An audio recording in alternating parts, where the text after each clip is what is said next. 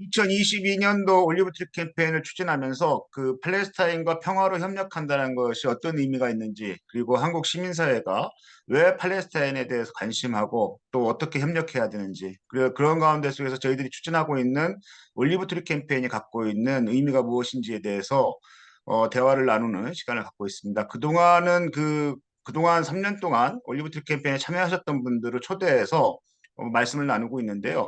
오늘은 38번째로 아주 귀한 분을 모셨습니다. 신학자로서 WCC 실행위원, 중앙위원으로 9년 동안 활동하시고, 그동안 이제 지난 독일 총회까지 활동을 해주셨는데요. 저희들이 그 이 팔레스타인과 올리브트리 캠페인에 대한 신학자로서의 그 견해를 고개를 듣기 위해서 배현주 교수님을 모셨습니다. 아마 많은 분들이 아실 텐데요.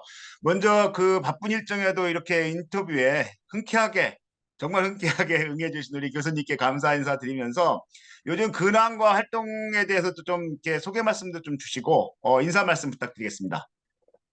네, 이윤삼 총장님 반갑습니다. 지금 소개를 해 주셨는데요. 제가 부산 장신대학교에서 16년 신약학 교수로 일을 하게 됐는데요.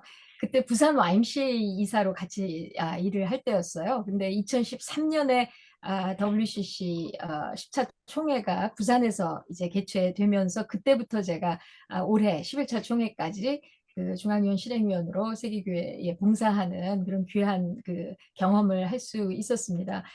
지금은 그 젊은 목회자들, 신학도들과 함께 작은 연구원을 하고 있고요. 기독교 환경운동연대 공동대표를 하고 있습니다. 예, 전국 IMCA 이사로 또 제대로 일은 못하고 있지만 함께 하고 있습니다. 예, 감사합니다. 예, 감사합니다. 저희가 이렇게 활동 소개를 부탁드리는 것은 올리브티 캠페인에 대해서 누가 어느 분이 어떤 분들이 관심을 갖고 있는지 이렇게 좀 서로 알고 또 교류하고 그런 계기가 됐으면 좋겠다 싶어서 좀 활동 소개를 부탁드리고 있습니다. 한국 신학자로서 팔레스타인 이슈에 대해서 관심 갖게 된 뭐 계기나 이유 등이 이렇게 여쭤보면 어떻게 그 응답을 주실지, 한국 신학자들이 팔레스타인 이슈에 대해서 잘 말씀들을 안 하시거든요. 그래서 특별히 한번 여쭤봅니다. 예, 우리 한국 기독교랑 팔레스타인 기독교의 그 첫 물꼬를 트신 신학자로서는 사실 올해 작고하신 김용국 박사님을 우리가 다 이제 기억하게 되는데요. 제가 학생 때 스웨덴 신학 연구소에 김 박사님 주선으로 가서 한 달간 체류하는 기회가 있었어요. 근데 그때 그 스웨덴 신학 연구소가 그 홀로코스트 이후에 기독교와 그 유대교와의 대화에 초점을 맞추는 연구소였어요. 그래서 그때는 어떤 팔레스타인 이슈라기보다 이 기독교와 유대교 또 이제 반유대교적인 성서 해석의 문제점 이제 이런 것을 깊이 깨닫고 우리 한국교회 성서 해석에 이게 큰 문제라는 것을 제가 발견을 했고 돌아와서 책 번역도 하고 이제 그런 계기가 됐었습니다. 그래서 팔레스타인 문제는 백그라운드였어요. 좀 부끄럽게도 충분히 그 관심을 갖지 못했습니다. 그리고 이제 유학 시절에 요새 나오는 탈식민주의 성서 해석이라든가 이런 거에 영향을 많이 미친 그 탈식민주의 그 이론가 에드워드 사이드 같은 이분이 팔레스타인 또 기독교적인 백그라운드를 가진 문학 평론가고 문명 비판론자인데요. 그래서 그 미국에서 유학 시절에 이런 그 팔레스타인 국기를 정원에 이제 꽂았다가 굉장한 또 동네에서 어려움을 겪는 그런 사람도 보게 되고 그러면서 또 유대교가 굉장한 그 영향을 미국에서 많이 미치고 있고 그래서 이제 그런 팔레스타인에 국한된 문제가 아니라고 하는 것을 미국에서 제가 경험을 할 수 있었습니다. 근데 이제 본격적인 관심은 물론 제가 성서학자로서 그 팔레스타인 해방신학적인 성서에서 렌즈에 계속 관심이 있었습니다만 2010년에 카이로스 팔레스타인 다큐먼트 1주년 기념식이 있었어요. 그때 WCC의 그 여성 그룹이 그 연대를 표명하면서 직접 1주년 기념에 참여하게 됐었습니다. 그래서 저도 일원이 돼서 이제 참여를 했었고 그때 그 팔레스타인 어린이 인권 침해에 관한 자료를 우리 전국 IMCA에 이제 전달하게 됐었던 그런 기억이 있습니다. 이제 그 이후에는 NCC가 이 YMCA, YWCA와 함께 그 팔레스타인 활동가도 초청하고 또 베들레헴 신학자 그 나는 그 팔레스타인 그리스도인인가 그리스도인이다라는 제목이든가요. 예. 그걸로 번역된 이제 미트리 라헵도 초청을 했고 또 유대인이지만 그 미국의 유대인이지만 지금 프로 팔레스타인 활동을 하는 마크 브레버만 같은 분들을 이제 초청을 했었어요. 그래서 그때 이제 컨퍼런스 할 적에 제가 발제의 논평도 하고 하면서 더 깊숙한 그 문제 의식을 갖게 됐습니다. 예, 감사합니다. 그동안 저희 개인적으로 한 10여 년 팔레스타인 이슈에 대해서 김용욱 박사님이나 이렇게 쫓아다니면서 배우면서 저희들이 신학 세미나나 강좌나 이런 거 할 때마다 우리 배현주 교수님 꼭 모셔서 바쁜 일정에도 항상 저희가 부탁드리고 했는데 그동안 이게 많은 배움을 주셨는데 저희가 또 그동안 이제 올해 9월에 있었던 독일 WC 총회 때까지 지난 부산 총회 때부터 해서 9년 동안 실행위원으로 중앙위원으로 활동해 오신 걸로 알고 있습니다. 그래서 궁금한 것이 WCC를 중심으로 해서 세계 교회, 세계 기독교가 그 팔레스타인 이스라엘 이슈, 이스라엘 팔레스타인 이슈에 대해서 어떻게 생각하고 있는지, 그 쟁점을 무엇으로 보고 있는지, 그리고 이러한 문제들에 대한 신학적인 또는 뭐 이렇게 진행되어 온 논의들이 있다면 어떤 게 있는지 좀 간단한 소개를 좀 부탁드리고 싶습니다. 예, 제가 지난 그 9년간 그 실행위원회가 1년에 2번 열리는데 팔레스타인 이스라엘 그 성명서가 거의 그 안 다뤄진 적이 없는 이제 그랬던 기억이 나요. 거의 모든 회의에서 빠짐없이 등장했던 그 지역 이슈로 기억을 하는데요.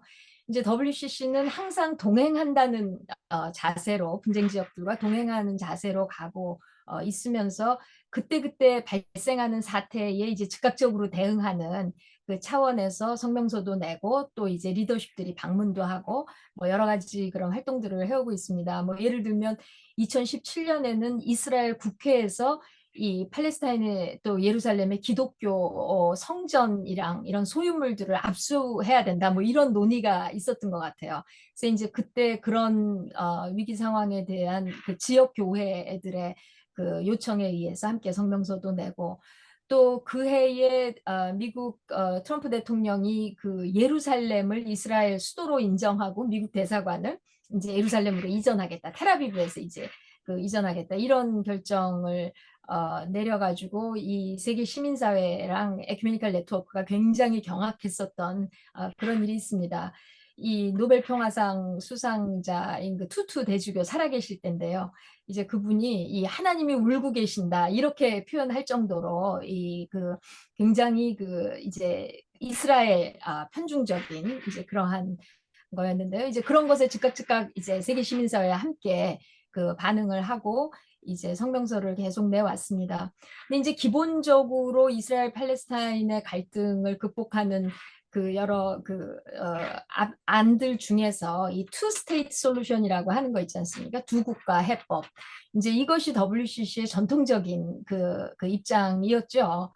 그리고 또 예루살렘 같은 경우에는 두 민족 세 종교, 이 유대인과 아랍인 그리고 유대교, 기독교, 이슬람교 이 두 민족 세 종교에게 다 상징적으로 너무나 중요한 역사적으로 상징적으로 이제 중요한 도시이지 않습니까?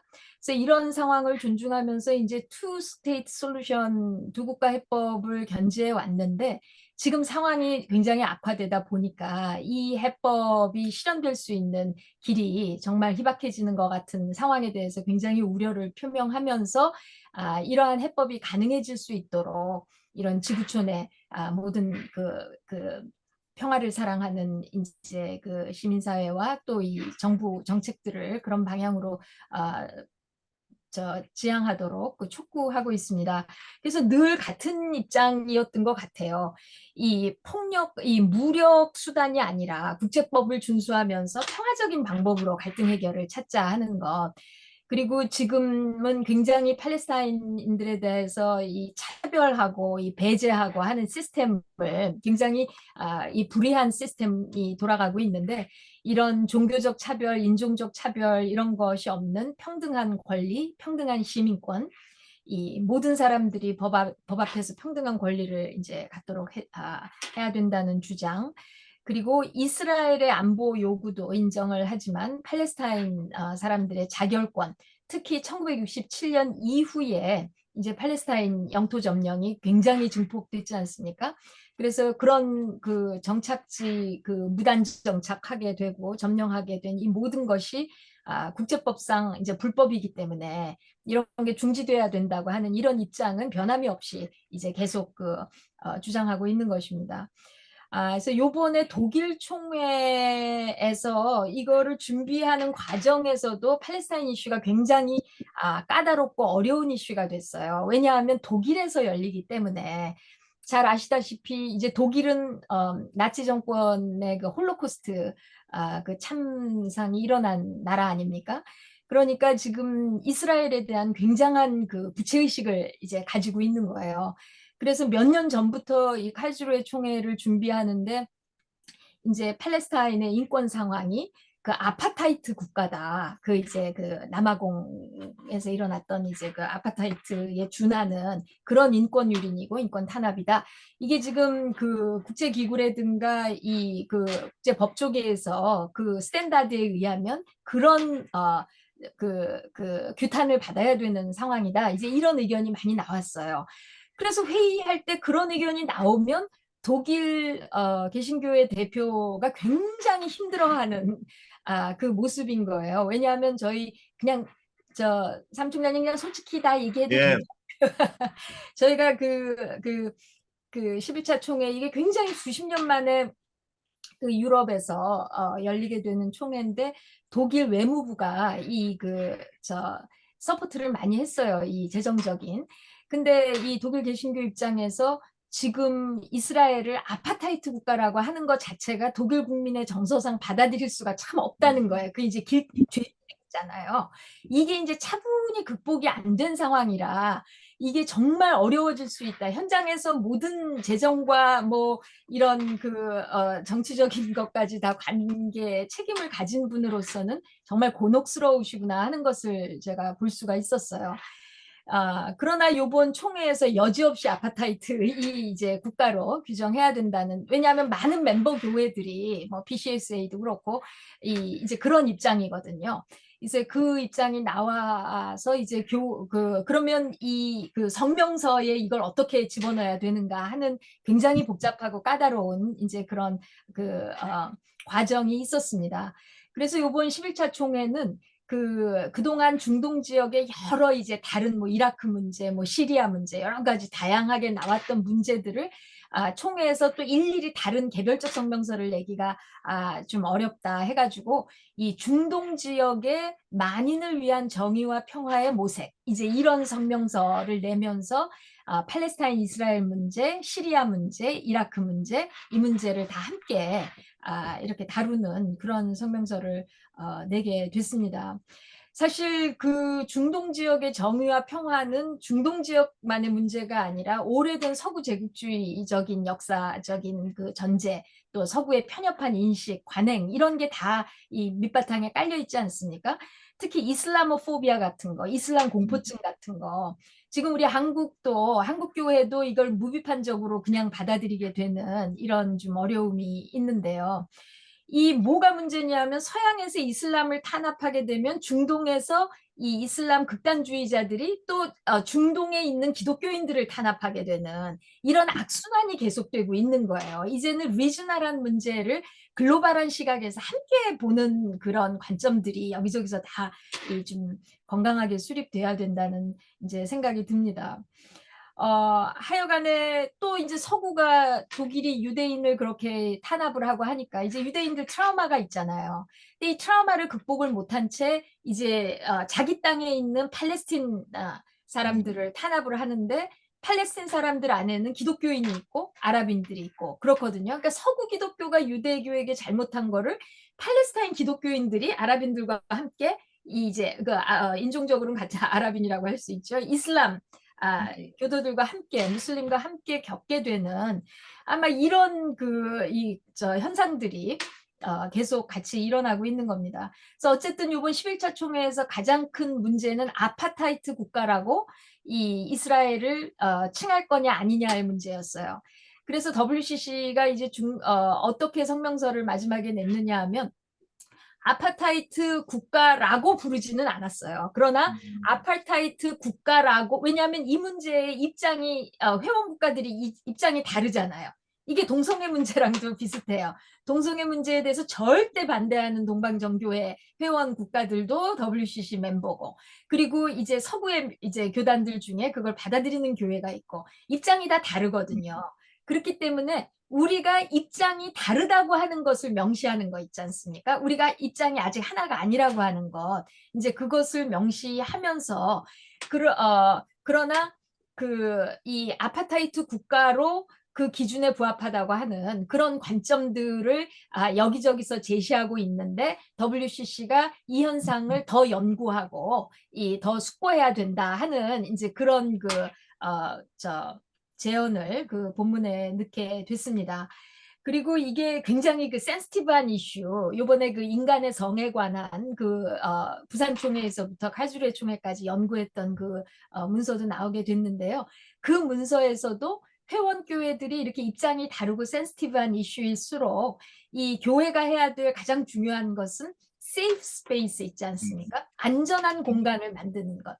그러니까 입장이 다른 분들이 자기 의견을 진실하게 개진하고 또 자기 입장과 다른 사람들의 이야기를 기도하는 마음으로 경청하고 이제 그러면서 배워가고 또 자기 스스로의 생각을 변화시켜 갈 수 있지 않습니까? 그런 진정한 만남이 일어날 적에 이제 그렇게 좀 가능성에 오픈시킨 그런 안전한 공간을 만드는 건데요. 지금 이 중동 지역 평화를 위한 정의로운 평화를 위한 모색에서도 안전한 공간이란 개념을 계속 쓰고 있고 요번에 사실 우크라이나 전쟁 때문에 우크라이나 교회 대표들과 러시아 교회 대표들이 칼주레 총회에서 함께 만나서 성명서를 같이 작성하는 거가 쉬운 일이 아니었어요. 굉장히 어려운 일이었는데 그것이 가능하게 되기 위해서 WCC 대표들이 양쪽의 교회들을 다 미리 이제 사전 사후 다 방문을 하면서 이 정치 군사적인 무력에도 불구하고 무력 충돌에도 불구하고 교회는 어떻게든 일치와 화해를 위한 무력이 아닌 대화의 방법, 인내와 대화의 방법을 교회가 포기하면 안 된다고 하는 이제 그런 원칙에 입각해서 이 안전한 공간을 만드는 원칙을 이제 실천하기 위해서 굉장히 노력을 하고 있습니다. 그래서 팔레스타인 이스라엘 이슈에도 안전한 공간 이야기를 하게 됐고요. 그리고 이스라엘 정부가 가자 지역을 봉쇄하고 있는 것을 폐지해야 된다고 하는 요청을 또 여기에 넣고 뭐 이제 그렇게 됐습니다. 그래서 11차 총회가 이제 그렇게 굉장히 센시티브한 이슈들이 여러 가지가 있었는데 팔레스타인 이스라엘 이슈는 뭐 변함없는 핫 포테이토고요. 그리고 총회가 끝난 이후에 지금 요한 사우카 총무 대행으로 오래 일을 하시는 이제 분인데 이 총무께서 팔레스타인 이스라엘에 가서 이스라엘 대통령과 팔레스타인 대통령을 다 만났습니다. 11월 23일, 11월 24일에 우리 WCC 웹사이트 들어가 보시면 사진하고 다 이제 보실 수가 있는데요. 그래서 양쪽 대통령을 다 만나서 이 오래된 고난, 이 오래된 갈등 때문에 계속 무고한 정말 양민들이 희생을 당하고 있는데 이 무력이 아닌 대화와 협상을 통해서 이 문제를 해결하자고 하는 이제 그런 제안을 양쪽에 다 하게 되는 이제 그런 입장이었고 특히 이스라엘 대통령을 만나는 거는 첫 번째 이제 처음 있는 일이었어요. 그래서 지금 세계 종교 간 대화를 위에 일하는 국제 유대인 단체의 랍비와 함께 대통령을 만나게 됐는데요. 이 팔레스타인 이스라엘 이 이슈에서 참 감동을 받게 되는 장면이 이스라엘 평화 운동가들 유대인 평화 운동가들이 팔레스틴을 위해서 이 인권과 평화를 위해서 헌신하는 그런 거 있지 않습니까? 그래서 같은 유대 민족에게 이 유대인들에게 배척을 당하면서도 이런 팔레스타인인들을 위해서 일하는 모습들, 이런 것들이 참 고귀한 모습이라고 그 생각을 합니다. 그다음에 이제 팔레스타인 대통령도 만났고요. 그래서 이번 칼수 우리 부산 총회에서는 정의와 평화의 순례라고 하는 그런 포괄적인 이제 그 프로그램 그 뭐라 그래야 될까요? 아, 그 전체 프로그램을 포괄하는 그런 순례가 출범이 됐었는데 이번 칼지루의 총회에서는 정의, 화해, 일치의 순례 이제 이것이 출범이 됐습니다. 그래서 화해와 일치, 지금 우리 뭐 기후위기 문제, 팬데믹 문제, 뭐 이 모든 것들이 우리가 힘을 합해도 해결하기가 지금 쉽지 않은 그런 상황이거든요. 전쟁하면서 기후위기 극복하는 정의로운 전환을 만들 예산을 어디서 찾을 것이며, 이 모든 각계각층의 집단 지혜를 모아도 지금 모자라는 이런 상황에 이 인류의 화해와 일치라는 것을 이제 교회가 이야기해야 한다. 이제 이런 건데 자칫 잘못하면 이게 값싼 화해, 또 피상적인 일치, 무늬만 화해고 일치고 정말 억울하고 고난당하는 이 사람들을 위한 정의의 이슈가 희석되는 화해와 일치가 되면 안 되지 않느냐. 이제 그런 문제의식이 이 이름에 다 반영이 이제 되게 된 겁니다. 그래서 정의와 화해와 일치의 순례를 출범시켰는데 이제 굉장히 중요한 그 항목이 팔레스타인 이스라엘과 늘 같이 이제 동행하는 거고요. 근데 지금 이제 교회 차원에서 놓고 보면 WCC가 하는 일들이 그 세계 각지의 그 회원 교회들이 로컬에서 그것을 응답하고 함께 실천하지 않으면 의미가 없어요. 그래서 아주 대표적인 예로 이게 이제 굉장히 좋은 사례 중에 하나인데 미국 장로교단이 미국 장로교회 카이로스 문서 공부 가이드 뭐 이런 것을 낸 지가 오래됐습니다. 그래서 이 팔레스타인 아, 그 늘 위한 그 기도 모임을 갖고 또 이 지역의 역사와 분쟁에 대해서 공부도 하고 그리고 이런 단순한 여행이 아니라 그런 대한성지 순례를 하면서 반드시 만남을 갖는 그러니까 한번 그 투어리즘에 끝나는 여행이 아니라 지속적인 관계를 맺을 수 있는 그런 그 방문이 되게 하고 그리고 이제 미국 정부에다가 계속 그 편지도 쓰고 이 잘못된 정책이 나올 때마다 이제 편지도 쓰고 하는 그 아주 로컬 출처서부터 이런 그 시민사회 정치적인 문제까지 기독교인들이 사회적 참여의 차원에서 할 수 있는 가이드라인을 참 잘해놓은 게 있습니다. 그래서 이 세계교회와 이 회원교회들이 이제 스테레오로 로컬, 내셔널, 글로벌이 함께 이제 일해가는 그런 원형을 이스라엘 그 팔레스타인 문제에서 볼 수가 있다고 생각이 듭니다. 예. 예, 이번 총회에 대해서도 이렇게 또 상세하게 말씀을 주셔가지고, 참석하지 못한 저 같은 분들이 이해할 수 있는 하나의 그 창문을 좀 만들어 주셔서 너무 감사드립니다. 근데 그 한국 기독교에서뿐만 아니라 세계 교회에서도 그 팔레스타인 문제는 뜨거운 감자인 것 같아요. 저희들 아시아 태평양 YMCA 남부원 총장님 모셔서 이렇게 대화의 시간을 또 가졌었는데, 이번 7월 달에 있었던 세계화의 총회에서도 노르웨이와 그 젊은 청년들 중심으로 해서 팔레스타인 관련한 성명서를 채택하는데 그렇게 어려움을 가졌는데 거기에 점령이라는 말을 한마디 넣는 것도 쉽지 않았던 상황이었습니다. 그래서 예, 그러면서도 여하튼 어떻게든 간에 청년들이 주동이 되니까 성명서는 채택이 되더라고요. 근데 이제 지금 말씀 주시면서 이제 WCC의 국제 기구로서 이제 지금까지 해왔던 활동들 논의 내용들을 말씀을 주셨는데 말씀 주시면서 이제 회원교회들이 이제 같이 움직여야 된다 스테레오타입으로 이렇게 말씀을 주셨는데 지금 국제 기구로서 WCC나 아니면 지금 이렇게 사례를 들어주셨던 것 같이 지역 회원교회에서 이스라엘 팔레스타인 그 평화를 위해서 활동하고 있는 구체적인 액션 프로그램들이 있으면 좀 소개를 좀 해주시면서 한국 기독교 특히 이렇게 개신교 진영에서 좀 이렇게 이런 부분들은 좀 같이 관심 갖고 해봤으면 좋겠다라는 사람들이 있으면 좀 소개 말씀 부탁드리겠습니다. 네. 이 다른 국제기구들에 대해서 이야기하는 것은 제 범위를 좀 넘어서는 일 같아서요. 제가 할 수 있는 말씀만 드릴게요. 그 WCC가 하고 있는 세계교회가 하고 있는 일을 좀 소개를 드리면 이 WCC도 이런 본인들이 하고 있는 일들을 좀 폭넓게 이제 각 나라 지역 교회, 시민사회 운동체들 또 공동체 알려달라고 부탁을 하고 있는데요.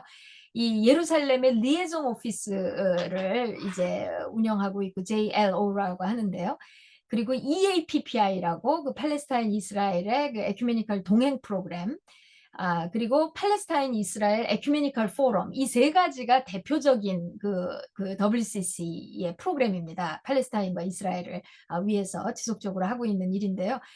저는 특별히 그 EAPPI, 이 팔레스타인 이스라엘 그 에큐메니컬 동행 프로그램, 이 프로그램이 굉장히 중요한, 올해로 이제 20주년을 맞았어요. 2002년에 이제 시작이 됐는데, 이 지역교회에서 요청이 있어서 WCC가 이 프로그램을 시작하게 됐는데요.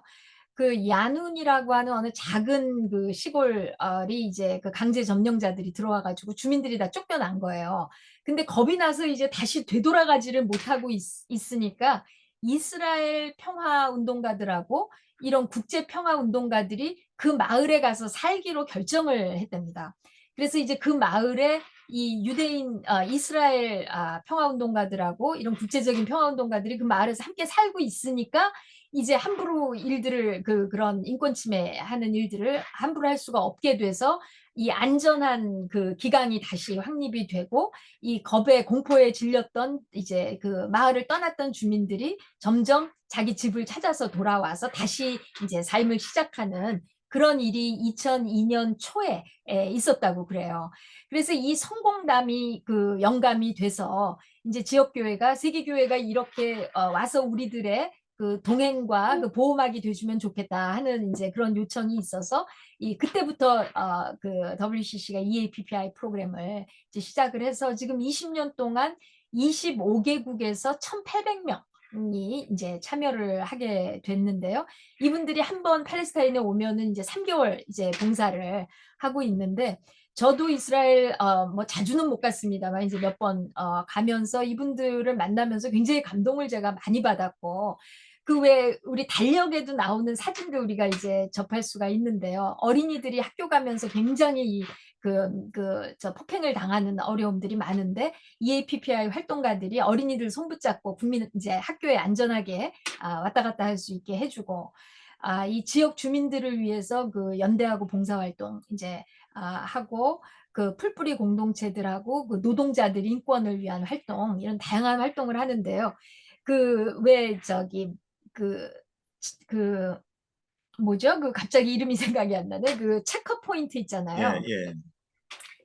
이 허락을 받아야 그 이스라엘 영지로 들어갈 수 있는, 거기에 굉장히 정말 그 무시무시한 그리고 차갑고 굉장히 군사적인 분위기가 압도적인데, 어느 그 빨간 옷을 입은 아주 젊은 여자 청년이 거기서 EAPPI 활동을 그냥 가만 서 있는 거예요. 근데 그 청년이 빨간 옷을 입고 다 이제 저같이 시꺼먼 옷 입고서 군복들 입고 막 그런 분위기인데, 이런 여자 청년이 거기에 한 사람이 있다는 것만 해도 굉장히 다른 의미. 우리가 이런 정말 인권 이하의 이 상황 속이지만 우리가 혼자가 아니라 우리를 위해서 관심을 가지고 이렇게 동행하는 형제자매들이 있다고 하는, 또 이웃 시민들이 있다고 하는, 국제사회가 있다고 하는 그런 상징을 그 빨간 옷 입은 여자 청년이 하는 거였어요. 그래서 참 그런 것도 저한테 영감이 깊었고, 또 한 분은 크리스찬이 아니라 저 유대인인데 스위스에 사는 여자 유대인이었어요. 근데 하여간에 그분도 저기 그 유대인 친척을 만나러 왔다가 이제 팔레스타인 사람들의 이 곤경을 보면서 본인 유대인 선조들이 겪었던 고난을 지금 우리 팔레스타인 이웃이 겪고 있다고 하는 것을 깨달으면서 이제 3개월마다 스위스에서 자기는 굉장히 편안한 인생을 산다는 거예요. 근데 그것을 이런 이웃의 고난이 있는데 나 혼자 그렇게 편안하게 산다는 거는 말이 안 된다 생각이 들어서 3개월마씩 와가지고 이제 이 봉사를 하는데 담배를 굉장히 많이 피우시는 그런 유럽 여성이셨고 또 어떤 유대인들 유럽 유대인들이 그렇게 와서 이 EAPPI 활동을 하는 것을 좀 많이 볼 수 있었습니다. 그래서 저는 그 우리나라에서는 이은희 사무총장님 이제 EAPPI 굉장히 애정을 갖고 또 참여도 하셨고 지금 그 경동교회에 계셨던 그 박선교 목사님 이제 그분이 한번 갔다 오셨고 지금 박선교 목사님은 지금 유학 중이신데 하여간에 굉장히 예외적인 대표적인 소수만 이제 하셨던 기억이 나는데 앞으로 이런 대한성지순례라든가 우리 청소년 활동가 교육이라든가 이런 것도 EAPPI하고 좀 연결시키면 참 우리도 많은 배움이 있고 이런 운동 프론트에도 우리 기독 시민사회가 굉장히 큰 공헌을 하는 게 아닌가 이제 그런 생각을 하게 됐습니다. 지금 팬데믹 기간 동안에 해외 방문객들하고 국제적인 활동가들이 지역에 들어가지를 못했잖아요. 그러니까 이게 인권 침해가 확실히 또 더 늘었다는 거예요. 그래서 이런 국제사회의 동행이 굉장히 이제 중요한데 EAPPI는 이제 세계교회가 그 지역 교회들과 거기는 정교회들도 참 많지 않습니까? 개신교도 있지만 캐톨릭도 있고 그래서 세계교회가 지역교회와 함께 하는 아주 중요하고 소중한 프로그램입니다. 그리고 팔레스타인 이스라엘 에큐메니컬 포럼이라고 하는 거 이것이 분쟁 지역이랑 중요한 데마다 에큐메니컬 포럼을 세계교회가 이제 마련을 하는데요. 우리 한국도 EFK라는 게 있지 않습니까? 에큐메니컬 포럼 for 코리아. 이게 아직 우리 국내에 이상하게 많이 안 알려졌는데 우리도 이런 에큐메니컬 포럼이 있어요. 한반도 평화 통일을 위해서 도잔소회 이후로 관심 갖고 일해오는 이런 세계교회 네트워크 우리 한반도 문제로도 있습니다. 그래서 이제 팔레스타인 이스라엘 에큐메니컬 포럼인데요.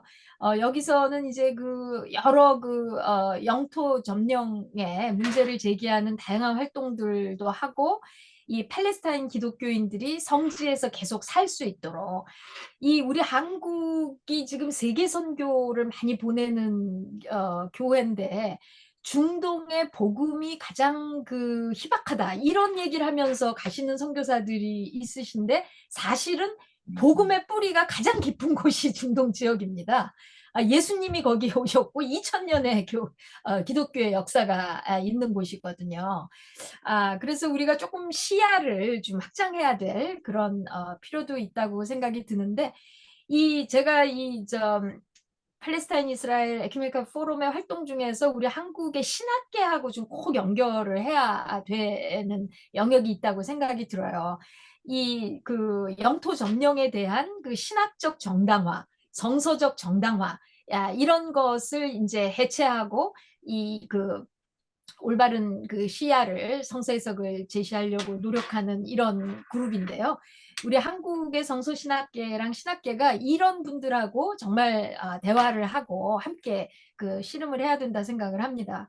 저는 한국 신학자로서 세계교회와 교류하면서 참 우리 한국 역사가 모든 영역이 고소갑축 성장이라고 하는 짧은 시간 내에 뭐 오만 걸 다 해야 되니까 그래서 우리 한국인들이 다 이제 고단할 수밖에 없는데 우리 신학 분야도 참 고단해요. 너무 많은 걸 한꺼번에 따라잡고 소화를 하고 압축하고 해내야 돼서 참 어려운데 이 팔레스타인 이스라엘 이슈에서 우리 한국인들은 반유대주의적인 성서 해석하고 시오니즘하고 한꺼번에 또 고속 압축으로 소화를 해야 되는 그런 과제 앞에 서 있습니다. 이 홀로코스트 이후에 이제 서양 성서신학계와 신학계는 암묵적으로 유대인들을 악마화하고 했던 반유대주의적인 성서 해석이 우리들 속에 얼마나 들어와 있는가. 그래서 홀로코스트 이후에 그 신학과 성서 해석적인 논의를 하면서 씨름해 왔어요. 근데 그게 사실은 저기 뭐 고백교회는 그 전쟁 중에서도 그랬습니다만 역사가 그래도 수십 년 된 거잖아요. 이제 반세기를 넘어선 그런 역사를 가지고 있는 건데. 그러나 이제 그런 성서 해석적 과제에 치우치다 보니까 이제 시오니즘, 이 팔레스타인 주민들을 차별하면서 그 이스라엘 국가를 성경의 이스라엘하고 동일시시키는 이제 그런 성서 해석학적인 이데올로기라고도 할 수 있는데요. 이게 지금 또 서구와 특히 복음주의라고 하는 진영 속에 너무 깊이 들어가 있는 거예요.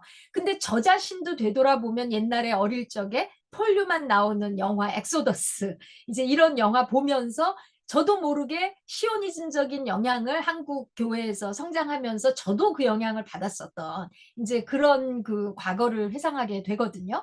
그래서 우리가 너무 짧은 시간 동안에 직접 역사적 경험 없이 지금 우리 땅에서 뭐 유대인들이 함께 살아가고 뭐 관광객은 있을지 모르지만 없잖아요. 그러다 보니까 이 성서 해석이나 설교에 있어서 그 역사적 세계사적 맥락을 생각할 필요 없이 그냥 상징적인 차원으로 성서를 이제 해석을 해온 거예요. 특히 여호수아 같은 것도 그렇지만 사실 팔레스타인인들에게 여호수아 이제 해석하려면 굉장히 조심스럽게 해석을 해야 되는 면들이 있거든요. 근데 한국 신학자들과 한국 교회가 지금 우리들에게 들려주시는 하나님 말씀을 캐내는 거에 집중을 했지, 그 말씀이 이 세계 교회사와 역사와 정치 이런 맥락에서 어떤 영향사를 거쳤구나 하는 것까지 다 공부하고, 그래서 정말 그 모든 것의 이 검증을 통과한 성서 해석과 설교를 한다? 이거 한두 개인이 하기가 너무너무 어려운 일이고요. 이것은 정말 이제 교계적으로 신학계적으로 이제 범신학계적으로 그 문제의식을 가지고 노력해야 되는 그런 겁니다. 그래서 일단은 그 단계로 가기 전에 이제 깨어있고 뜻있는 신학자들과 교계 지도자들이 좀 어떤 그룹을 형성하셔가지고 이 문제를 그 현지에 이런 분들하고 연결하면서 팔레스타인 이스라엘 에큐메니컬 포럼과 연결하면서 계속 공부하고 우리를 돌아보고 또 우리가 또 공헌하고 하는 그런 지속적이고 장기적인 영성적 지성적 관계를 맺어야 된다고 생각하는 게 이제 이윤희 삼총장님은 이 얘기를 제가 오래 했기 때문에 이제 잘 아실 거예요. 그래서 하여간에 일단 말부터 하고 봐야죠. 그래야 되지 않는가. 이제 그렇게 말씀을 드리고요.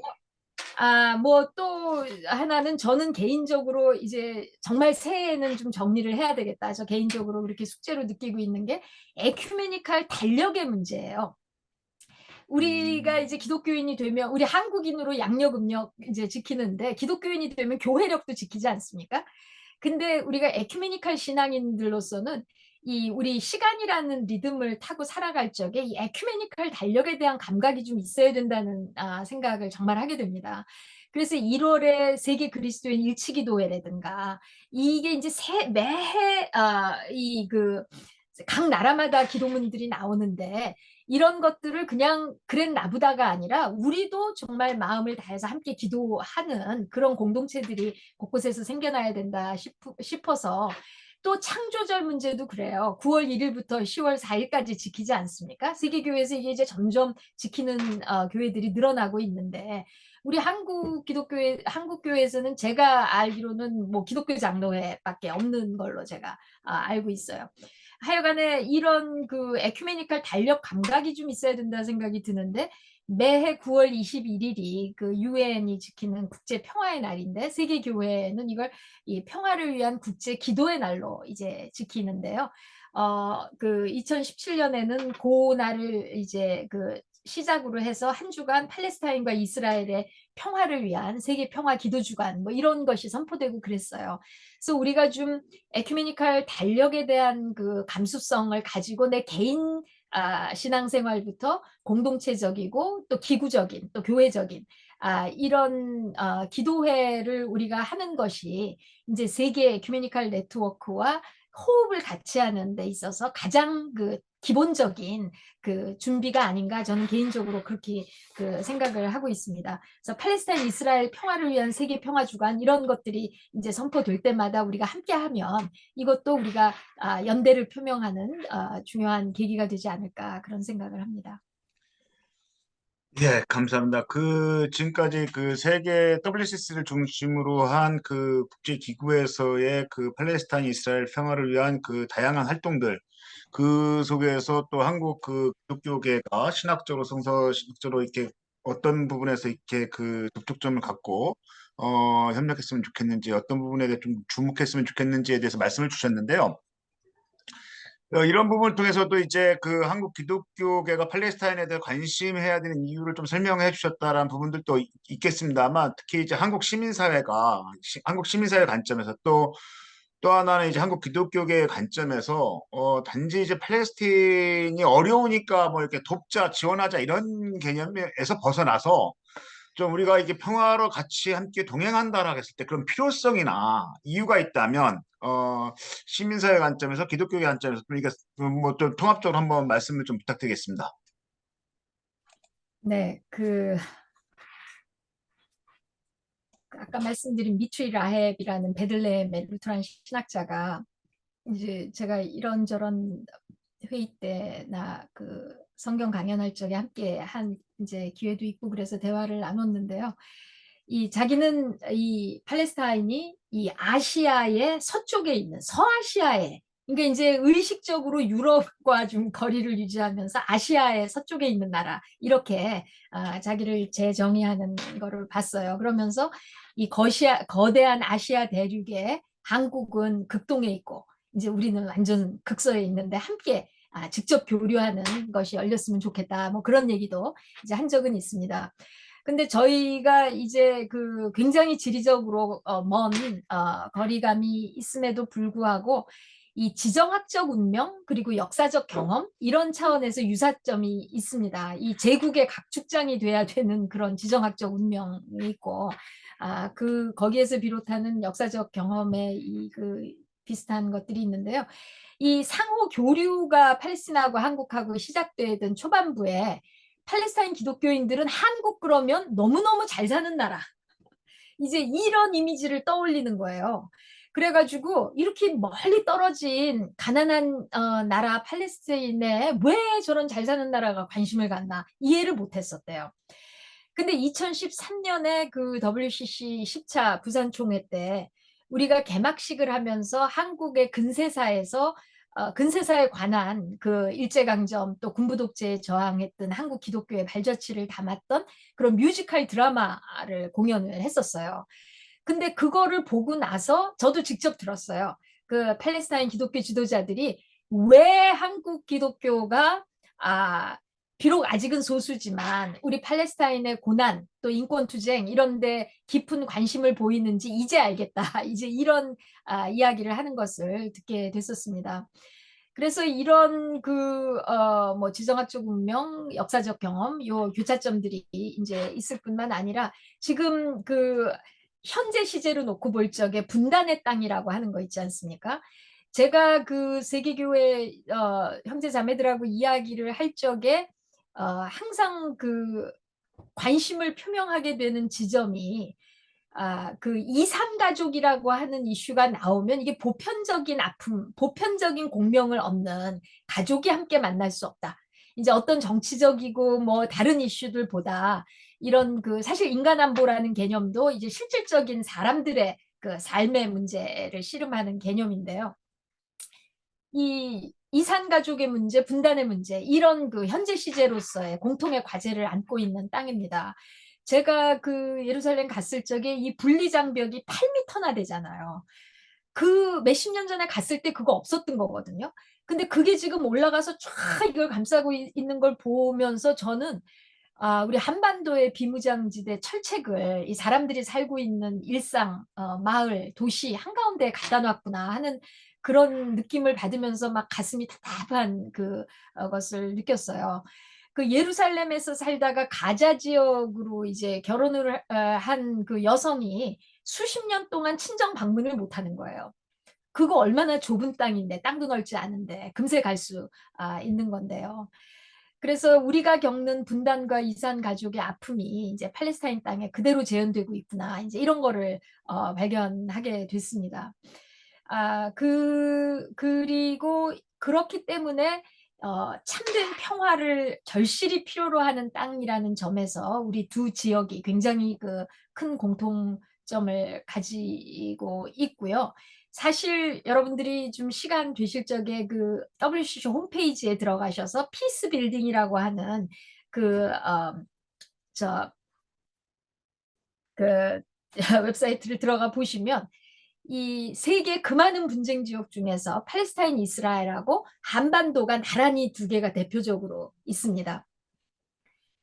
그러니까 이게 지구촌의 평화 건설이라는 이 인류의 과제에 있어서 이 두 지역이 모두 폭풍의 눈이고 이 지역의 이 갈등과 분쟁과 또 평화의 문제가 단순히 지역 차원에서 해결될 수 있는 문제가 아니라 이 세계 평화의 시금석이 되는 이제 그러한 그 역사적 또 세계 정치사적 그런 운명을 가지고 있는 곳이기 때문이라고 생각이 들어요. 그래서 이 두 팔레스타인 이스라엘과 한반도에서 정말 21세기가 필요로 하는 이 평화 건설, 평화를 만드는 일들이 일어나는 것은 이 시민사회 또 시민사회와 함께하는 평화를 사랑하는 시민사회와 함께하는 이 기독교 에큐메니컬 네트워크의 정말 절대절명의 과제이고 또 공동의 과제를 그 지역과 우리가 함께 갖고 있다고 이제 생각을 하게 됩니다. 그래서 저는 그런 의미에서 이 2009년에 만들어진 그 카이로스 팔레스타인 다큐먼트하고 이 이스라엘 강점 하에서 이제 나온 그 문서잖아요. 이 진실의 순간 팔레스타인이 겪는 고난의 한복판에서 우러나는 믿음, 소망, 사랑의 말씀 이런 이제 부제가 붙어 있는데요. 이 카이로스 팔레스타인 문서하고 우리 일제 강점하에서 그 작성됐던 우리 3.1운동의 기미독립 선언문 이 두 문서를 좀 함께 읽는 운동이 좀 일어나면 얼마나 좋을까 그런 그 생각을 하게 돼요. 이 기미독립 선언문은 물론 기독교 문서라고는 할 수 없죠. 그러나 정말 한국의 기독교 개신교와 이제 기독교인들이 적극적 참여를 했던 그리고 기독교적 정신이 또 많이 반영돼 있는 이제 그런 선언문이기 때문에 이 두 문서가 굉장히 그 특별한 그 평화의 의지를 담고 있는 그런 탁월한 그 영성적 의지 또 이 세계 변혁의 의지 이런 걸 담고 있다 생각이 들어서 꼭 좀 그렇게 추천을 드리고 싶습니다. 그런데 여기에서 끝나면은 좋겠는데 우리 한국 사람들은 저희들은 제가 아까 우리 한국인들은 고소갑축 성장 이게 참 힘들다. 한꺼번에 해결해야 될 게 너무 많은 거예요. 서양 사람들은 수백 년에 걸쳐서 차곡차곡 하면 되는 거를 우리는 한꺼번에 들어와 가지고 우리 누적돼 있는 자체적인 문제와 이 세계사의 소용돌이 속에서 들어온 문제 이게 아직 소화불량이 될 수밖에 없는 그런 현실 속에서 우리들이 그래도 최선을 다하면서 한 분 한 분들이 걸어가고 있는데요. 제가 지금까지는 한반도 우리 한국하고 팔레스타인의 비슷한 점을 얘기를 했는데요. 우리 한국은 이제 한국과 이스라엘의 유사점을 봐야 돼요. 음, 2019년에 WCC 실행위원회 성명서가 그 인공지능을 장착한 자율살상 무기, 말도 어렵고 무서워요. 그 킬러 로봇이에요. 지금 이 킬러 로봇에 관한 성명문, 이거 경각심을 불러일으키고 경고하는 그런 성명문이 나왔는데 거기에 이런 킬러 로봇, 아직 완전한 킬러 로봇을 다 개발한 건 아니라고 하더라도 그쪽을 향해서 질주하고 있는 나라들 이름들이 쭉 나왔어요. 미국, 러시아, 중국, 영국, 프랑스 그리고 뒤에 언급된 두 나라가 이스라엘과 대한민국이었어요. 그래서 요번에 지금 11차 총회 할 적에 이 문제 세미나도 있고 해서 제가 지금 우리 한국 측에서 이 문제를 관여할 수 있는 그룹을 이제 컨택을 해서 좀 대화를 이어가게 하고 하려고 이제 그러고 있습니다. 그래서 지금 제네바의 평화군축 팀들은 지난번에 2017년에 그 핵무기 철폐 조약을 성사시킨 공로로 노벨 평화상 받게 된 아이캔, 이제 그런 그룹들과 열심히 그 2차 세계대전 이후에 평화 군축을 위해서 많은 성과를 내면서 이제 일들을 해왔죠. 근데 이 지금 다시 우크라이나 전쟁 때문에 또 한반도 문제 때문에 핵무기 얘기가 나오고 이 국제법을 준수 안 하는 이제 무례한들이 계셔서 이게 참 문제인데, 어쨌거나 법적으로는 이제 그런 쾌거를 이뤘는데, 지금 그런 평화군축 그 국제운동가들의 다음 관심사가 이 킬러 로봇이거든요. 이 이제 인공지능의 개발이 이 무기로 오용되는 거예요. 우리 지금 드론 공부한다고 막 동네 학원들도 많이 일어나고 막 이렇게 하지만, 이 인공지능이나 드론 문제, 이거 굉장히 심각하게 생각해야 될 문제입니다. 이 예를 들면 그 제일 지금 윤리적인 그 철학적인 문제들, 또 법적인 문제, 이런 게 하나 제대로 뒷받침이 안 되는 상황 속에서 기술공학하고 산업이 손을 잡고서 계속 나가고 있지 않습니까? 그래서 요번에도 WCC가 이 기술공학이 우리들의 생활에 참 유익을 주는 것도 있지만 굉장히 위험한 것도 많이 있기 때문에, 이 정부와 어떤 기업을 위해 쓰이는 게 아니라 인간, 이제 사람들의 필요를 위해서 쓰여질 수 있는 기술공학이 될 수 있도록 하는 이제 그런 노력을 이런 교회, 시민사회, 법조계, 정치계 함께 노력해야 된다고 하는 이제 그런 성명문도 나오고 했습니다만, 어쨌든 지금 우리 대한민국은 이 세계사적인 각축장이라는 뭔가 좀 희생양적인 그런 성격을 우린 넘어섰어요. 그래서 우리는 이 킬러 로봇 개발 국가, 또 기후 악당 국가, 이런 가해자적인 국가로서의 성격을 함께 지니게 됐어요.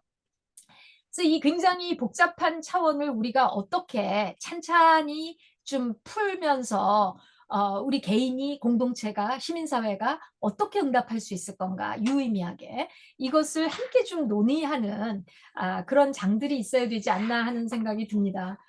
그리고 그 한국 기독교가 이런 문제에 이걸 지금 다 말씀드릴 수는 없다 생각이 들고요. 참 숙제가 많아요. 이 교회에 열심히신 분들일수록 사회의식, 역사의식이 희박해진다고 하는 거는 굉장히 비성서적인 거거든요. 근데 이제 그런 일들이 사실 참 보편적으로 일어나고 있고, 이제 그것에 우리의 어떤 불안감과 두려움을 자극시키는 데서 나오는 근본주의적인 성서 해석 있지 않습니까? 이제 이런 것들이 굉장히 우리 현실의 복잡한 차원을 객관적으로 냉철하게 분석할 수 없게 만들어 버리는 그런 결과들을 가지고 와서, 사실 잔인한 순수라는 표현도 어느 해외 신학자가 썼어요. 그러니까 정말 의도는 아닌데 이런 근본주의적인 성서 해석이라든가 이런 조금 편협한 성서 해석을 하게 되는 분들의 집단적인 행동 결과가 굉장히 파괴적인 결과가 나올 수가 있는 거 있잖아요. 그래서 이런 걸 가지고 잔인한 순수다, 뭐 이제 이런 표현도 쓰고 했는데요. 하여간에 지금 우리는 우리 땅의 한국교회 강단에 설교 듣는 청중 속에 지금 팔레스타인 기독교인이랑 유대인이 앉아 있지는 않아요. 그러나 지금 이미 중동 출신의 많은 사람들이 한국에 들어와 있으시고, 또 중동에 진출하는 한국인들도 참 많지 않습니까? 그렇기 때문에 이런 세계사적이고 세계 교회사적이고 세계 신학사적인 그런 논쟁들과 문제의식을 적어도 리더십들은 이해하고 대안을 좀 마련하는 일들을 공동체적으로 해서, 정말 아까도 말씀드렸 교회 강단이 반유대주의와 기독교적인 시오니즘의 위험을 동시에 극복하고, 정말 평화의 왕이신 예수 그리스도의 제자다운 그런 세계 평화를 위한 또 하나님 나라의 가치들, 이런 화해와 용서와 일치와 정의와 평화, 사랑, 정의, 이런 정말 경전 중의 경전이라고도 할 수 있는 이런 가치들을 증진하는 차원에서의 이 가장 본질적인 관점을 잃지 않는 성서 해석을, 건강한 성서 해석을 이제 제공하는 노력들을 공동체적으로 해야 된다 생각이 들고요. 아까도 말씀드렸습니다만 우리는 이제 2000년 그 세계 교회사의 빛과 그림자를 우리가 입체적으로 봐야 되거든요. 정말 그 아시시의 프란시스라든가 종교개혁자들 뭐 이런 탁월한 리더십들을 배출했지만 또 십자군과 십자가를 혼동하는 이 잘못도 얼마나 많이 저질렀습니까? 제국주의의 앞잡이가 된 역할도 많이 있고, 그러니까 이거를 빛과 그림자를 입체적으로 파악을 하면서 취할 것만 취하고, 그래서 한국교회가 21세기에 하나님 나라 운동의 프론트에서 어떻게 기여할 것인가를 주체적으로 이제 그 고민을 해야 되는데, 이 이슬람을 무조건적으로 악마화하는 거 있잖아요. 이슬람이 다 근본주의입니까? 수피 미스티시즘 같이 지금 온 세계 지성인들이 찬양하는 그런 미스티시즘도 시인들을 배출한 데고, 서양이 뒤떨어져 있었을 적에 과학이 얼마나 발전했든 문명 그 역사가 있어요. 그러니까 정말 극단주의적인 그런 테러리스트들도 있지만 그 스펙트럼이 이슬람이 넓지 않습니까? 우리 기독교는 어때요? 정말 찬란한 문명과 자랑할 게 많이 있지만 우리 기독교에도 얼마나 근본주의적인 테러리스트가 같이 있지 않아요.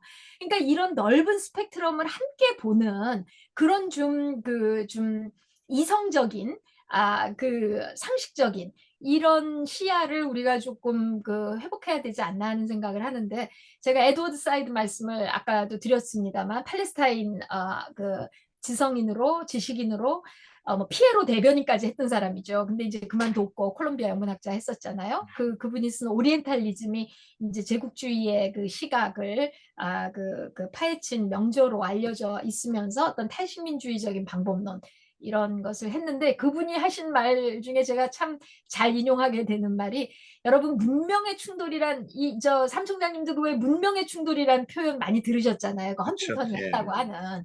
그래갖고 뭐 이제 이게 은근히 기독교와 이슬람을 이 저기 자꾸 대립시키고 뭐 어쩔 수 없는 운명적 충돌같이 이야기를 하는데, 사이드는 문명의 충돌이 아니라 무지의 충돌이다.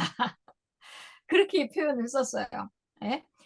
그래서 저는 정말 우리가 이 우리와 다른 타자들에 대해서 이 열린 마음 그리고 나를 비운 마음으로 이 겸허하게 배우고 경청하고 수용하고 이해하려고 하는 이런 문화와 또 영성이 너무나 아직도 부족하구나. 그러니까 우리의 무지를 겸허하게 인정하는 그런 그 비운 자세, 우리 저 기독교 영성의 표현으로 하면 케노시스라고 하지 않습니까?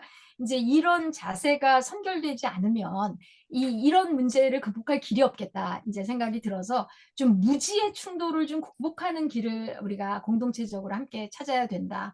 또 하나 말씀드리고 싶은 거는 정말 에큐메니칼 선교론이 너무나 필요하다고 하는 거예요. 그러니까 이 복음적인 열정을 가지시고서 땅끝까지 가시는 굉장히 그런 그 열심과 이런 거는 참 정말 귀하고 고귀한데, 이 잘못하면은 목숨을 잃는 뭐 그걸 순교라고 하시고 뭐 그런 면도 없지 않겠습니다만, 이 고귀한 생명을 정말 좀 더 많은 그 경험과 그 누적돼 있는 지식들의 도움을 받고서 그런 열심을 하시면 더 효과적인 게 되지 않을까. 아까도 말씀드렸지만 중동이 가장 복음에서 소외된 지역이라는 생각이 이제 한편으로는 있으시지만 또 다른 한편으로는 가장 복음의 역사적 뿌리가 깊은 기독교 요람이거든요. 그래서 이런 것을 그 지역에 있는 교회들과 에큐메니칼 대화를 계속하는 관계성 속에 우리가 어떻게 그 지역의 기독교적인 증언을 도울 수 있겠느냐, 연대해서 이제 그런 에큐메니칼 대화를 하면서 이런 열심을 쏟아 부으면 훨씬 효과적인 그 선교를 할 수 있게 되리라 그 생각을 하게 됩니다. 그래서 이 한국의 선교가 단순한 복음전도 차원을 넘어서서 그 지역의 진정한 복음인 평화를 건설하는 그런 일을 위한 민간 외교적인 성격을 가지고 있다고 하는 것을 선교에 관심 있는 한 분 한 분들이 좀 더 깊은 차원에서 다시 한번 생각해 보실 수 있는 이제 그런 기회들이 주어지면 얼마나 좋을까, 그런 생각을 하고 있습니다. 좀 말씀이 길어졌습니다. 네. 아이고, 야, 제가 그 앉아서 지금 독일 총회에 다 참석한 듯한 느낌, 그런 배움을 갖게 돼서 너무 좋습니다.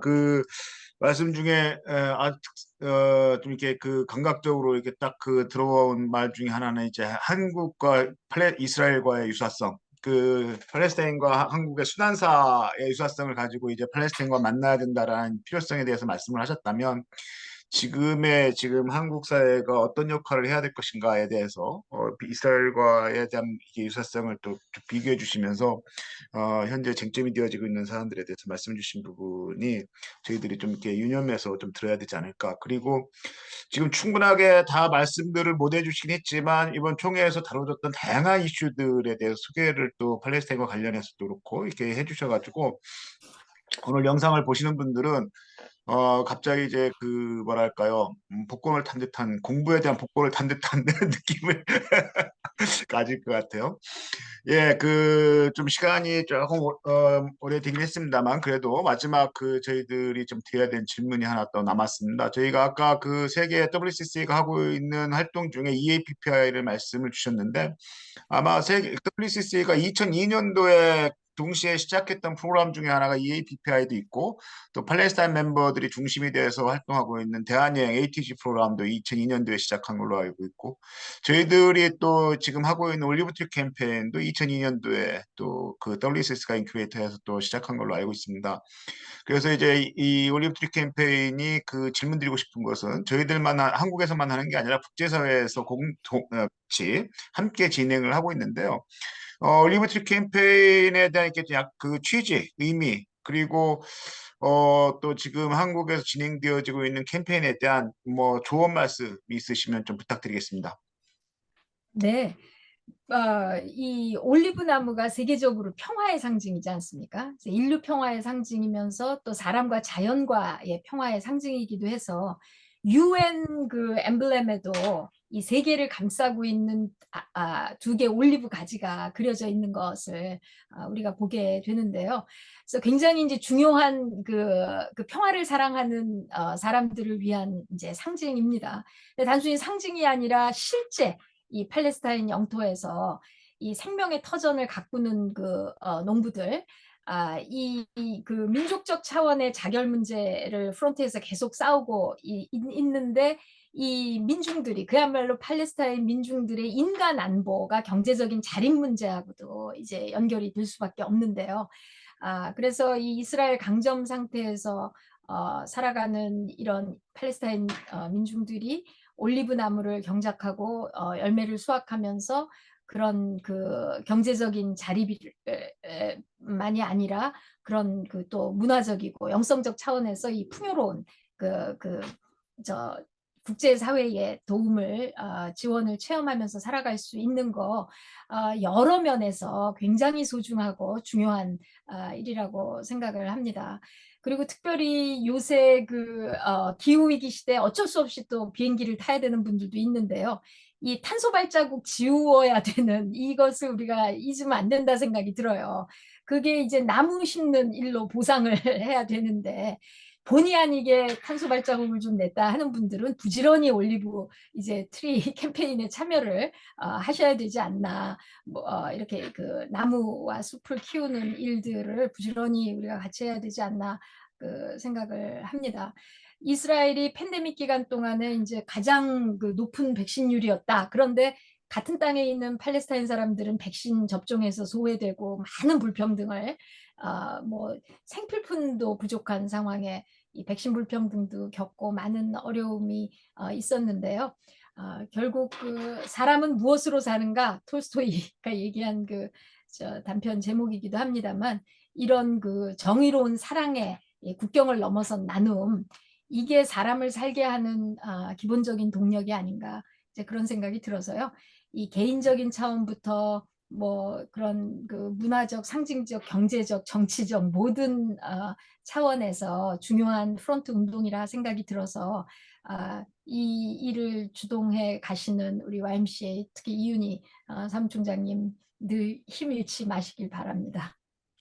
예, 격려 말씀 감사합니다. 그 이제 마무리가 됐기 때문에 이제 마무리 인사만 이제 부탁을 드려야 되는데요. 그 전에 그 사무총장으로 안 부르고 총무로 부르기로 했는데 왜 사무총장님으로 계속 사무총장으로 부르는지 그 얘기는 또 이제 다른 대화 마당에서 얘기해야 될 얘기죠. 예, 오늘 너무 귀하게 시간 내주시고 또 그 팔레스타인 관련한 이슈뿐만 아니라 이번 독일에서 진행됐던 총회에서 다루어졌던 다양한 이슈들 그리고 그 총회에서 다뤄졌던 이슈와 팔레스타인 관련해서 한국 시민사회 특히 한국 기독교가 또 관심 갖고 또 이렇게 컨택해야 되는 부분이 어떤 부분이 있는지에 대한 말씀을 자세하게 주셨습니다. 그래서 이런 부분들이 좀 귀하게 오늘 말씀 주셨던 내용들이 좀 보다 많은 분들에게 좀 안내되어지고 또 이렇게 보고 또 스스로 좀 찾아서 공부하고 하면서 또 우리 교수님 항상 저한테 제가 좀 귀찮게 해서 죄송스럽긴 하지만 또 이제 교수님 같은 분들이 좀 귀찮아져야 또 한국 교계가 바뀌고 또 한국 시민사회가 발전하는 거 아닌가 그만큼 뭐 이런 생각도 들고 오늘 너무 감사합니다. 그리고 내년에는 좀 더 건강하셔야 되는데, 어쨌든, 오늘 장시간 인터뷰해 주셔서 너무 고맙고요. 이제 마무리로, 이제 며칠 안 남은 성탄 인사 겸, 마무리 인사 좀 부탁드리겠습니다. 네. 이제 윤삼 총장님 오늘 그 얘기들 좀 편집하셔서 요새 길면 안 봐요, 사람들이. 그래서 좀 짧으셔서 짧게 해서 내보내시면 좋겠다는 생각이 들었고요. 이윤삼 총장님이랑은 핵 없는 세상을 위한 한국 그리스도인 네트워크, 또 팔레스타인 평화를 위한 한국 그리스도인 네트워크, 별로 인기 없는 그런 인연을 통해서 만나서 이렇게 늘 연락되면 반가운 이런 관계로 이어질 수 있어서 참 기쁘고 감사하고요. 예, 정말 성탄절이 다가오는데 그 전문 용어가 있습니다. 이 어둠에 대한 사랑, 스코토시스, 죽음에 대한 사랑, 네크로필리아, 뭐 이런 그 이제 심리학적이고 정신분석학적인 그런 용어, 전문 용어가 있을 정도거든요. 저는 가끔 우리 세상이 어둠에 대한 사랑, 또 죽음에 대한 사랑에 사로잡혀 있는 거 아닌가? 이제 종종 그런 생각을 하게 됩니다. 그렇기 때문에 우리가 예수 그리스도를 빛과 생명으로 이제 세상의 빛이요 세상의 생명으로 고백을 하는데요. 이 빛과 생명이신 예수 그리스도의 탄생을 경축하는 성탄절에 우리가 혼자가 아니고 우리와 함께 하시는 임마누엘 하나님, 또 우리와 함께하는 형제 자매들 있는 것 감사하게 생각하고 또 새롭게 우리 삶을 다시 꾸리면서 이 기쁨과 평화를 누리실 수 있기를 바라면서 인사의 마음, 성탄 인사의 말씀을 대신합니다. 감사합니다. 아유, 감사합니다. 오늘 장시간, 원래 오늘 많이 바쁘셔가지고 좀 짧게만 응해주겠다, 뭐 이래가지고서 너무 감사하다 그랬는데, 오늘 그런데 제가 사실은 또, 저도 욕심이 많은 편이라서, 그건 아마 교수님하고 저하고 닮은 꼴 중에 하나일 건데, 욕심이 많아서 교수님한테 여쭤보고 싶은 말씀들이 사실 많았어요. 여쭤본다고 해도 배우고 싶은 말씀들이 많았는데, 오늘 여튼 한 30분 정도의 이렇게 그 대화의 시간을 요청을 드렸다가 지금 한 60분 정도 넘은 것 같습니다. 그래서 오늘 아까 말씀 주셨던 것처럼 좀 이렇게 그 토막토막 좀 정리할 수 있는 만큼 정리를 해보고 근데 오늘 영상은 이제 일단 표준정가처럼 전체 다 올리고 좀 정리는 또 토막토막해서 또 올리고 하겠습니다. 여튼 오늘 너무 감사드리고요. 오늘 이 영상을 같이 나눠보시는 분들이 단순히 이제 팔레스타인과의 평화 협력 운동이라는 게 팔레스타인에 대한 지원, 지지, 단순히 나무 하나 심는 거다 이렇게 생각하는 차원에서 좀 벗어나서 동아시아 차원에서의 한반도에 대한 평화 그리고 서아시아 차원에서의 팔레스타인의 평화가 어떤 지점에서 만나야 되는지 그리고 그런 만남이라는 것을 통해서 특히 한국 기독교계에서 갖고 있는 신학적 베이스라든가 바뀌어야 되고 우리가 또 새롭게 봐야 되는 부분들이 어떤 것이 있는지에 대해서도 한번 성찰해 보는 그런 계기로서의 그 팔레스타인과의 만남이 됐으면 좋겠다. 특히나 이제 그런 민과 민들이 만나는 기회가 됐으면 좋겠고요. 그동안 배현주 교수님이나 김용국 박사님 이런 분들의 덕분에 지금 이제 이런 올리브트 캠페인이 단순히 모범 캠페인에서 좀 벗어나서 소모임 활동으로 이제 지역화되어지고 하고 있는 성과들이 조금씩 나오는 게 아닌가 이렇게 생각을 합니다. 그런 측면과 함께 같이 감사 인사드리면서 연말 건강하게 지내시고 또 내년에 또 뵙기를 바랍니다. 오늘 긴 시간 동안 인터뷰에 응해 주신 거에 대해 다시 한번 감사드리면서 이것으로 마무리하고자 합니다. 감사합니다, 교수님. 감사합니다. 감사합니다.